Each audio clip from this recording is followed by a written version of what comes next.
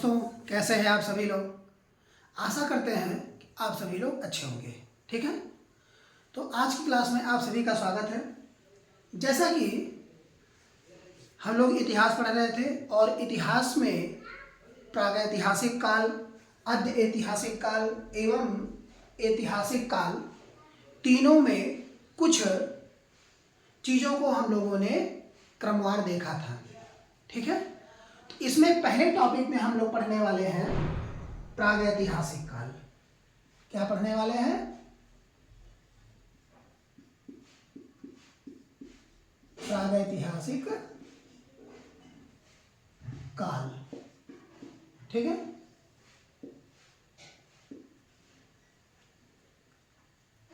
इसकी जो हमें जानकारी प्रदान होती है वह उत्खनन के द्वारा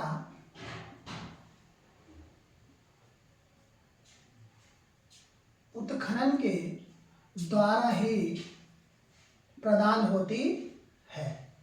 ठीक है, उत्खनन के द्वारा प्रदान होती है।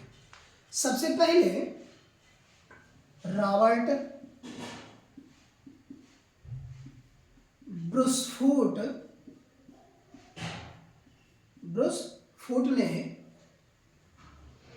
ने 1863 ईस्वी में इसको खोजा।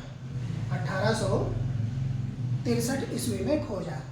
लेकिन क्या हुआ कि यह उत्तरी भारत में नहीं मिले। तो मिले कहाँ? ये पूर्ण जो है दक्षिणी भारत में मिले। जितना भी उत्खनन हुआ कहाँ हुआ? दक्षिणी भारत में। ठीक है, और इनके जितने भी स्थल मिले वो सारे के सारे कहाँ मिले? दक्षिण भारत में। सारे स्थल कहाँ मिले? दक्षिण भारत में। ठीक है, यह प्रागैतिहासिक काल सबसे पहला, या हम कहें मानव का प्रारंभिक काल, मानव का प्रारंभिक काल इसे कहा जाता है। क्यों कहा जाता है?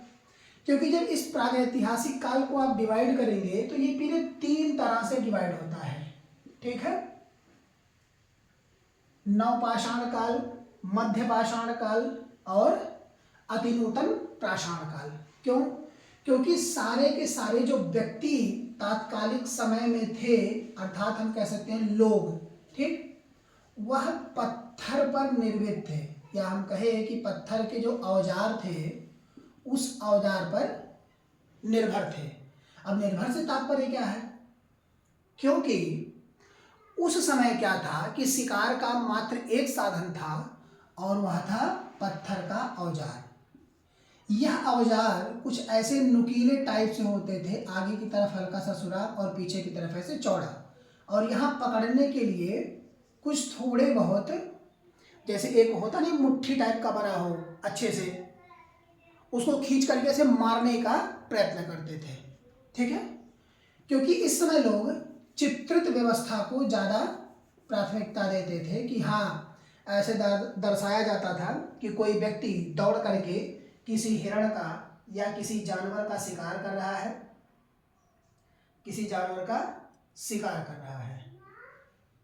ठीक है।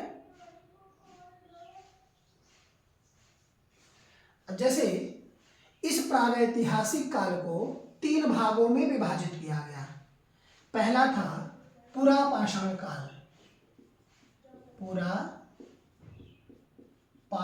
काल, ठीक है।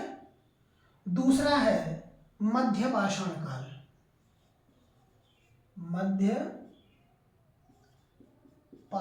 काल,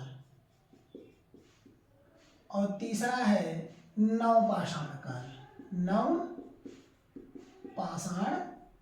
काल, ठीक है। इसे 3 काल में विभाजित किया गया। क्या किया गया? 3 काल में, ठीक। तो सबसे पहले इसमें जो काल है वह क्या है? पुरा पाषाण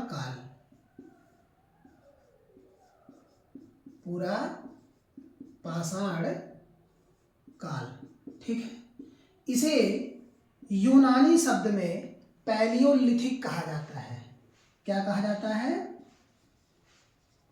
पैलियोलिथिक एज। पैलियोलिथिक एज इसे कहा जाता है। ठीक है, पैलियोलिथिक एज। इसमें क्या था? पाषाण काल में तत्काल में जितने भी लोग थे वह सारे के सारे पाषाण से निर्मित उपकरणों पर निर्भर थे। यह काल आखेटक एवं खाद्य संग्राहक काल कहा गया। खाद्य संग्राहक काल कहा गया। खाद्य संग्राहक से तात्पर्य क्या है? या आखेटक से, यानी कि मात्र ये आखेटक यानी कि शिकार, ठीक है, शिकार पर इनका जीवन निर्भर था। जैसे मान लिया ये लोग जाकर के किसी जंगल में रुके, ठीक है, वहां इन्होंने अस्त्रों का निर्माण किया और निर्माण करने के बाद शिकार करना प्रारंभ किया। ठीक है, तो क्या हुआ, जब मान लिया वहां शिकार किए और शिकार करने के बाद ये स्टोरेज करते थे। आज के टाइम में क्या है कि हम लोग क्या करते हैं, मान लिया गेहूं और धान का पैदावार ज़्यादा हुआ तो उनमें से कुछ ऐसा होता है जिनको हम बाहर निकाल करके रख लेते हैं, यानी कि खाने के लिए, ठीक है, खाने के प्रयोग में लाते हैं। बाकी का उसको हम स्टोर कर लेते हैं, यानी कि जो हमें बाद में जा करके हमारे काम में आए। तो वही चीज़ ये लोग भी करते थे, लेकिन इनमें एक और अगर कहा जाए ये लोग डिफरेंट थोड़ा होते थे कि जैसे मान लिया कि जब ये शिकार के लिए निकले और शिकार के समय या शिकार नहीं मिला या इनको भूख लगी तो इनके जो पुराने अर्थात बूढ़े व्यक्ति जो होते थे उनको भी ये साथ लेकर के चल जाते थे। क्यों? क्योंकि ये जो बूढ़े हो जाते थे अर्थात वो किसी कार्य लायक नहीं थे, कार्य के नहीं थे, उनको भी मारकर ये भोजन बना लिया करते थे। उनको मारकर ये क्या करते थे? भोजन। आग का अनुभव ना होने के कारण आग की जानकारी नहीं थी, तो ये कच्चे मांस का प्रयोग करते थे। अर्थात जो ये मांस खाते थे वो कैसा होता था? कच्चा, यानी कि विदाउट भुना हुआ या उबला हुआ। ठीक है, तो जब ये मानव पृथ्वी पर आए उस समय इस युग को चतुर्थिक या अति नूतन या प्लाइस्टोसीन युग कहा जाता है। प्लाइस्टोसीन या इसी को चतुर्थिक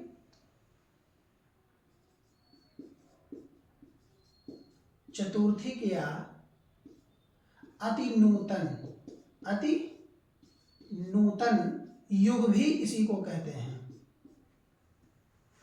क्या कहते हैं इसको? अति नूतन युग। ठीक है, तो यह घटना यानी कि मानव सबसे पहले जब धरा पर आए, यह घटना मानी जाती है कि लगभग 26 लाख वर्ष पूर्व, 26 लाख वर्ष पूर्व यह अफ्रीका में घटित हुई। अफ्रीका में घटित हुई। अफ्रीका में क्यों? क्योंकि अफ्रीका को जिस प्रकार मानव वहां सबसे पहले आए तो पूर्ण तरीके से, जैसे क्या होता है कि आए तो सही है लेकिन स्थानांतरित होते चले गए। तो हम अगर भारत की बात करते हैं तो भारत को पालना कहा जाता है, मानव सभ्यता का पालना। ठीक है, लेकिन अगर हम आने की बात करते हैं तो सबसे पहले अफ्रीका में ही मानव आए थे। लगभग कितने? 26 लाख वर्ष पूर्व यह घटना कहाँ हुई? अफ्रीका में। तो ये आप लोगों को क्लियर हो रहा है? कोई दिक्कत यहाँ, कोई डाउट तो नहीं है?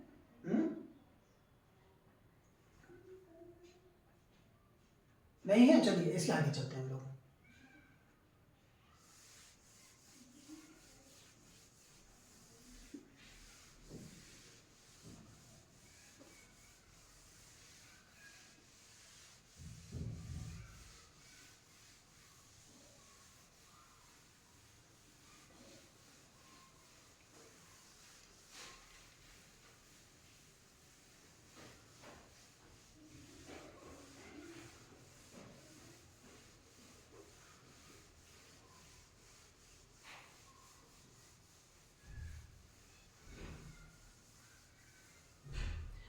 इसी प्रागैतिहासिक काल को, या हम कहें कि भारत में अभी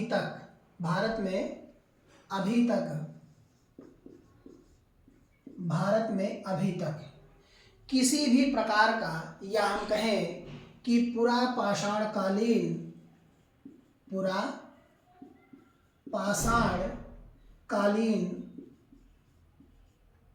कालीन सभ्यता के मानव अवशेष या मनुष्यों के अवशेष, कोई अवशेष प्राप्त नहीं हुए हैं कि जिससे यह पता लगाया जा सके कि मानव की उत्पत्ति यहाँ हुई थी। ऐसा किसी भी प्रकार का कोई अवशेष भारत में नहीं मिला है। ठीक है। और जो भी भारत में मिला है अवशेष के रूप में, वह मात्र उत्खनन से है, और उत्खनन में उनके प्राप्त क्या हुए हैं, जैसे औजार। ठीक है, औजार, पत्थर, उपकरण, ये सब के सब प्राप्त हुए हैं किसके द्वारा, उत्खनन के द्वारा। ठीक है। और इसी आधार पर, अर्थात जब ये औजार, पत्थर के उपकरण और शस्त्र ये सब प्राप्त हुए, तो इसी के ही आधार पर पता लगाया गया कि यह लगभग 2.5 लाख वर्ष, कितना, 2.5 लाख वर्ष पुराना है। कितना, 2.5 लाख वर्ष पुराना है। जो भी यह सामान यहां मिला है, ठीक है, वह कितना पुराना है, 2.5 लाख वर्ष। क्यों? क्योंकि महाराष्ट्र के महाराष्ट्र में एक स्थान है बोरी, एक स्थान क्या है, बोरी। ठीक है। यहीं से प्राप्त साक्ष्य के आधार पर यह पता लगाया गया है कि मानव की उपस्थिति लगभग 14 लाख वर्ष पूर्व हुआ है। कितने, 14 लाख वर्ष पूर्व मानव की उत्पत्ति हुआ है। क्यों? क्योंकि कुछ ऐसे यहाँ, अर्थात बोरी नामक स्थान जो कि महाराष्ट्र में है, वहाँ के स्थान से यह ज्ञात हुआ है कि मानव लगभग 14 लाख वर्ष पूर्व उपस्थित थे। ठीक है। क्यों? क्योंकि पत्थरों के बने हुए कई सारे उपकरण यहां से प्राप्त हुए हैं। जैसे वो लोग क्या था कि पहले गोल टाइप से, अर्थात कुछ ऐसे, इस तरह से, ऐसे ये गोल टाइप से कुछ ऐसे हथियार बनाते थे। और यह हथियार जो ये लोग बनाते थे, बेसिकली आगे की तरफ नुकीला, पीछे की तरफ थोड़ा मोट और भारी, यानी कि मोटा और भारी, जिसको पकड़ने में आसानी हो या पकड़ करके उसको लेकर के दौड़ सके, यानी कि मारने के लिए। ठीक है। यह बोलन घाटी से प्राप्त हुआ है। बोलन घाटी या सोहन घाटी यहां से क्या हुआ है, प्राप्त हुआ है। ठीक है, प्राप्त हुआ है यही उपकरण। ठीक है। तो उस समय जो पत्थर थे और पत्थरों के औजार बनाए जाते थे, वह कोर तथा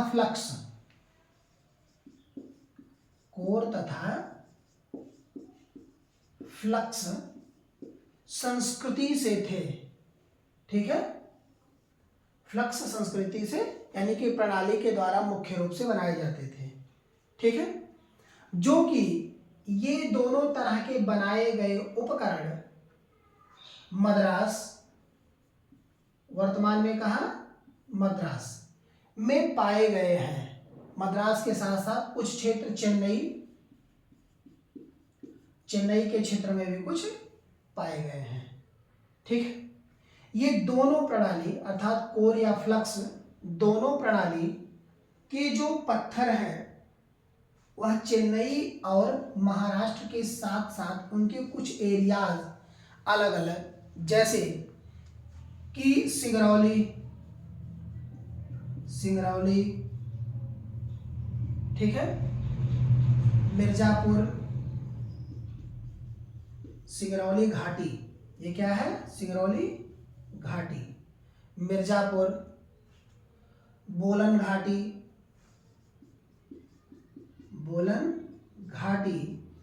प्रयागराज, इन सब क्षेत्रों में पाए गए हैं। ठीक है, यानी कि सिंगरौली, मिर्जापुर, बोलन घाटी और प्रयागराज के क्षेत्रों में पाए गए हैं।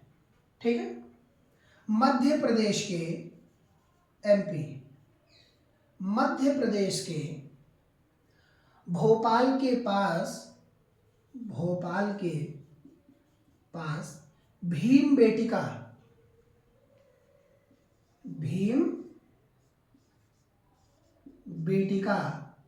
एक गुफा है। उस गुफा में इनके बहुत से शैलाश्रय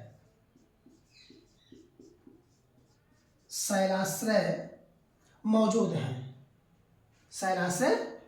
हैं, जो कि इनकी दृष्टि से बहुत ही क्या है इम्पोर्टेंट है। ठीक, तो क्लियर हो रहा है आप लोगों को? ऐसा तो नहीं कि समझ में ना आ रहा हो।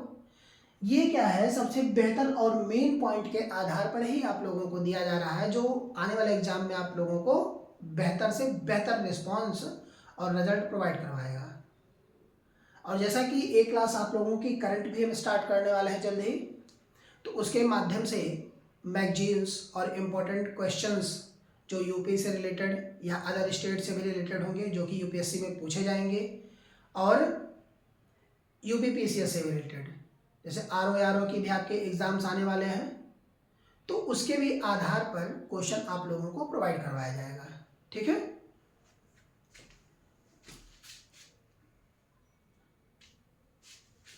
इसको नोट कर लीजिए आप लोग। इसके आगे हम चलते हैं।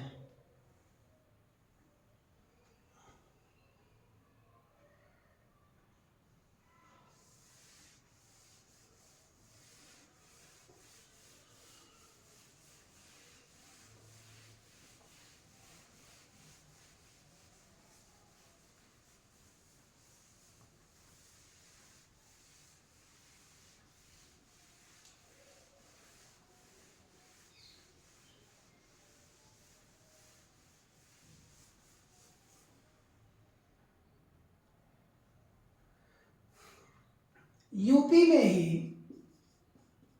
मिर्जापुर से ही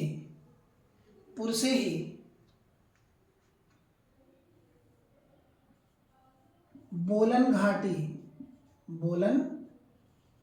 घाटी, यहीं से जीव के अवशेष, किसके अवशेष? जीव अर्थात पशुओं के अवशेष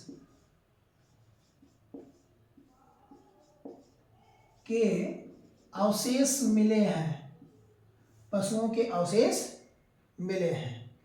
उससे ज्ञात होता है कि पुरापाषाण कालीन लोग जानवरों से, यानी कि उनको जानवरों की जानकारी थी, और वह पालने में भेड़, बकरी, गाय तथा भैंस इन सब जैसे जानवरों का पालन करते थे। क्या करते थे? पालन। ठीक है। और जहां अपना रहते थे उसी के साथ ही इनका बसेरा हुआ करता था। क्यों?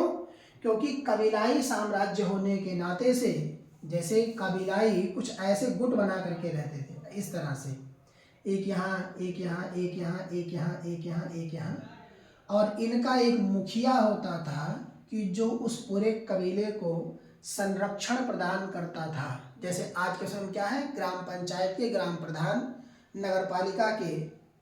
नगर पालिका अध्यक्ष, उसी तरह से इनका भी एक मुखिया हुआ करता था। ठीक है। उसी मुखिया के इशारे पर ही ये लोग क्या करते थे? अपने, अगर कहा जाए कि परिवार का भरण पोषण या सारी चीजें उन्हीं के ही आधार पर करते थे। तत्काल में ये लोग अग्नि से अनभिज्ञ थे तथा संभवतः यहाँ के रहने वाले लोग निग्रिडो प्रजाति के थे। निग्रिडो प्रजाति के थे, निग्रिडो जाति के थे। ठीक है। पुरा पाषाण कालीन की, पुरा पाषाण काल को उनके अवस्था के आधार पर 3 भागों में बांटा गया है। कितनों में भागों में बांटा गया है? 3 भागों में। ठीक है। जिनमें से पहला है निम्न पुरा पाषाण काल। पुरा पाषाण काल। ठीक है। सेकंड है, दूसरा वह है मध्य पुरा पाषाण काल। मध्य पुरा पाषाण काल। और तीसरा अर्थात अंतिम है, वह है उच्च पुरा पाषाण काल। उच्च पुरा पाषाण काल। ठीक है। इनको 3 काल में डिवाइड किया गया। तो जो पहला है अर्थात निम्न पुरा पाषाण काल, वह 1 लाख BC अर्थात ईसा पूर्व तक रहा। और यह 1 लाख से लेकर 40,000 BC तक रहा। ठीक है। और यह 40,000 से लेकर 10,000 ईसा पूर्व तक रहा। 10,000 ईसा पूर्व तक रहा। जो ये निम्न पुरा पाषाण काल है, निम्न पुरा पाषाण काल, या हम कहें कि इसके अंतर्गत सल्क संस्कृति विकसित हुई। सल्क संस्कृति विकसित हुई। और यह संस्कृति बोलन घाटी तथा सोहन घाटी, बोलन तथा सोहन घाटी दोनों में पाई गई। किसमें पाई गई? दोनों में। और मध्य पुरा पाषाण काल संस्कृति, इसे फलक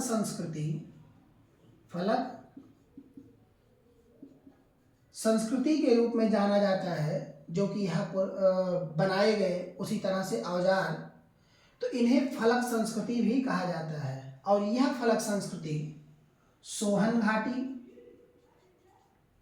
बोलन घाटी तथा नर्मदा नदी, नर्मदा घाटी, या इसी के साथ साथ तुंगभद्रा घाटी, इन चारों घाटियों में यह फलक संस्कृति पाए गए। और उच्च पुरा पाषाण काल के इसमें सल्क तथा फलक दोनों संस्कृति पाई गई। क्या पाई गई? दोनों संस्कृति। और इनमें यह कहाँ कहाँ पाए गए, यह बोलन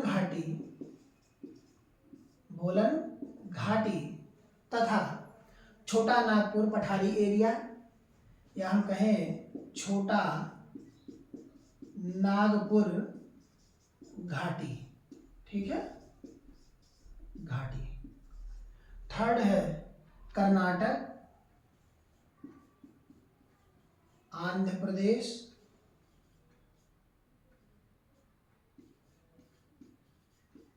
और मध्य भारत।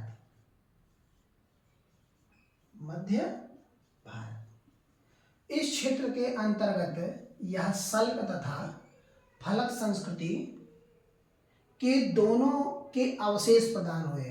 फलक संस्कृति के अवशेष सिर्फ 4 जगह से, यानी कि तुंगभद्रा घाटी, नर्मदा घाटी, बोलन घाटी, सोहन घाटी। और सल्क संस्कृति या बोलन तथा सोहन 2 घाटियों में पाए गए।